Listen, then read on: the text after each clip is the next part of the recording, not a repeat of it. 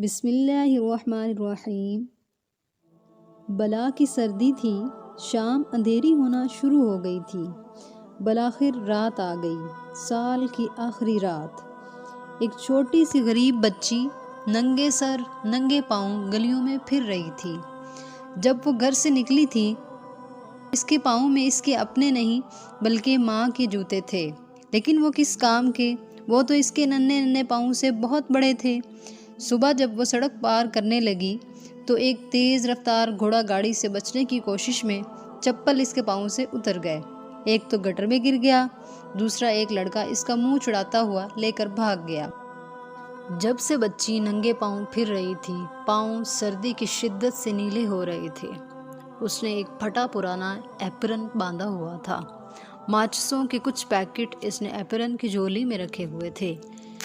ایک پیکٹ گاہکوں کو متوجہ کرنے کے لیے اپنے دائیں ہاتھ میں پکڑا ہوا تھا، لیکن صبح سے اب تک اسے کوئی گاہک نہیں ملا تھا۔ اب تک اس نے ایک پھوٹی کوڑی بھی نہیں کمائی تھی۔ سردی سے کانپتی، بھوک سے لاغر، دکھ کی تصویر بنی یہ غریب معصوم بچی گلی گلی گاہکوں کی تلاش میں پھرتی رہی۔ گھروں سے لذیذ کھانوں کی خوشبوئیں آ رہی تھی، اس کے منہ میں پانی آ رہا تھا، اس کی بھوک اور بڑک رہی تھی۔ اب وہ جس گلی میں آئی تھی، اس کے 2 مکانوں کے درمیان ایک چھوٹا سا تھڑا تھا۔ تھکن سے چور بچی سستانے وہاں بیٹھ گئی۔ اپنے یخ پاؤں کو اس نے ہاتھوں سے گرمانے کی کوشش کی، پھر اکڑو بیٹھ کر اپنی فراق سے انہیں کسی حد تک ڈھانپا، لیکن وہ ویسے ہی ٹھنڈے رہے۔ سردی شدید ہوتی جا رہی تھی، لیکن اس کی ہمت نہیں پڑ رہی تھی کہ وہ گھر واپس جائے۔ کیسے واپس جاتی؟ اس کی تو صبح سے ایک ماچس بھی نہیں بکی تھی۔ وہ خالی ہاتھ گھر نہیں جا سکتی تھی، اور ویسے بھی گھر میں سردی کون سی کم تھی۔ ایک کمرے والے گھر کے دروازے پر ٹاٹ کا پردہ پڑا ہوا تھا، اور چھت میں ایک بڑا سا سوراخ جس کو بھوسے اور پرانے چیتڑوں سے بند کرنے کی کوشش کی گئی، لیکن وہاں سے ہر وقت ٹھنڈی ہوا آتی رہتی۔ اب اس کے ہاتھ سردی سے بالکل سن ہو چکے تھے۔ وہ سوچ رہی تھی کاش اس وقت کہیں سے تھوڑی سی آگ مل جائے تو اس کے ہاتھ کچھ گرم ہو جائیں، لیکن آگ کیسے ملے، کہاں سے آئے؟ اس نے لالچ بھری نظروں سے ماچس کی ڈبیا کی طرف دیکھا۔ امید کی ہلکی سی کرن نظر آئی۔ سر کے ایک جھٹکے سے اس نے اس خیال کو بھگانے کی کوشش کی، مگر خیال بار بار واپس لوٹتا رہا۔ اس نے جھجکتے جھجکتے ایک تیلی نکالی، ڈرتے ڈرتے اسے تھڑے کے فرش سے رگڑا۔ ایک شعلہ نمودار ہوا تو اس نے جلتی تیلی کو اپنے ہاتھوں سے ڈانپا، شعلے کی تپش کو محسوس کیا۔ شعلے کی چمک عجیب سی تھی۔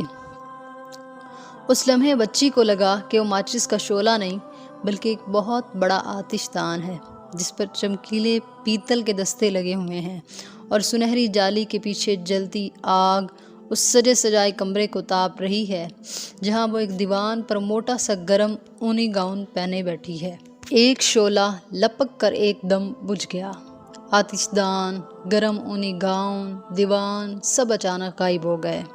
تاریکی پھر سے چھا گئی، صرف بجھی ہوئی ماچس کی تیلی اس کے ہاتھ میں تھی۔ اس نے ایک اور تیلی جلائی۔ تھڑے سے جڑی ہوئی دیوار کو شعلے کی روشنی نے چمکیلے موتیوں سے جڑی جالر میں بدل دیا۔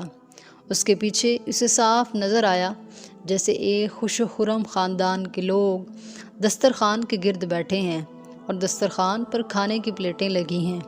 کٹوروں میں انواع و اقسام کے کھانے ہیں۔ ایک بڑا برتن گرم گرم سوپ سے بھرا ہوا ہے، جس میں سے بھاپ نکل رہی ہے۔ ایک لڑکا سوپ کا پیالہ لے کر اس بچی کے پاس آیا، لیکن جیسے ہی اس نے سوپ کا پیالہ لینے کے لیے ہاتھ بڑھائے، ماچس کی تیلی بجھ گئی اور پھر سے اندھیرا چھا گیا۔ اب اس کے سامنے صرف ٹھنڈی اور پتھریلی دیوار تھی۔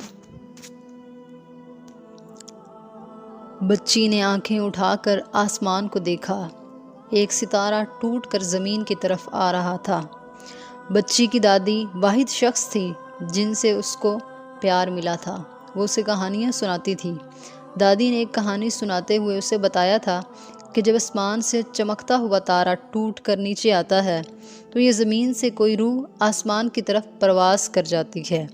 معلوم نہیں یہ تارا کس کی موت کا پیغام لے کر میری طرف بڑھ رہا ہے۔ کوئی نہ کوئی ضرور مرنے والا ہے، خدا جانے کون۔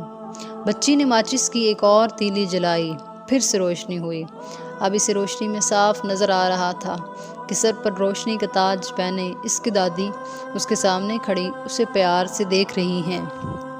دادی، پیاری دادی، مجھے بہت سردی لگ رہی ہے، میں بہت بھوکی ہوں، مجھے اپنے ساتھ لے چلیں دادی، مجھے معلوم ہے کہ جیسے ہی یہ ماچس بجھے گی آپ بھی چلی جائیں گی، جیسے وہ گرم آتش دان بجھ گیا ہو، غائب ہو گیا، جیسے سوپ کا پیالہ، آپ بھی ایسے ہی چلی جائیں گی، لیکن آپ نہ جانا، میں اب اندھیرا نہیں ہونے دوں گی، میں آپ کو نہیں جانے دوں گی۔ اس سے پہلے کہ وہ تیلی بجھ جاتی، اس نے ایک اور تیلی جلائی، پھر دوسری، پھر اس نے پورے ماچسوں کے بنڈل کو تیلی دکھا دی۔ ماچس کی تمام تیلیاں جل اٹھی، ایک بہت بڑا شعلہ اٹھا، رات دن کی طرح روشن ہو گئی۔ دادی نے ہاتھ بڑھائے، بچی کو گود میں لیا تو وہ خوشی سے نہال ہو گئی۔ اسے لگا وہ ستاروں کی طرف جا رہی ہے، لیکن دو پرانے مکانوں کے درمیان بنے تھڑے پر دیوار سے لگی ایک چھوٹی سی بچی، جس کے رخسار لال اور ہونٹوں پر مسکراہٹ تھی، سردی کی تاب نہ لا کر مر گئی۔ اس کا بے جان جسم سردی سے جم کر اکڑ چکا تھا۔ وہ ایسے ہی بیٹھی تھی جیسے رات کو بیٹھی تھی۔ ایک طرف جلی ماچسوں کا ڈھیر تھا، دوسری طرف جھولی میں کچھ ماچسوں کی ڈبیاں، جیسے کہہ رہی ہو کہ کوئی تو مجھ سے ماچس خرید لے۔ صبح کی چہل پہل شروع ہو چکی ہے، مرد، عورتیں، بچے تھڑے کے پاس جمع ہیں۔ کچھ لوگ کہہ رہے ہیں کہ بیچاری اپنے آپ کو سردی سے بچانے کی کوشش میں مر گئی، لیکن کسی کو نہیں پتا کہ وہ اپنے تصور میں کتنی خوبصورت دنیا دیکھ رہی تھی، اور اب کتنی مسرت سے اپنی بوڑھی دادی کی گود میں ایسی دنیا میں ہے جہاں نہ بھوک ہے، نہ پیاس، نہ سردی ہے، جہاں صرف خوشی ہی خوشی ہے، محبت ہی محبت ہے، پیار ہی پیار ہے۔ محترم ناظرین، امید ہے کہ یہ ویڈیو آپ کو پسند آئی ہوگی۔ مزید ایسی ویڈیوز کے لیے میرے چینل کو سبسکرائب کرنا مت بھولیے گا۔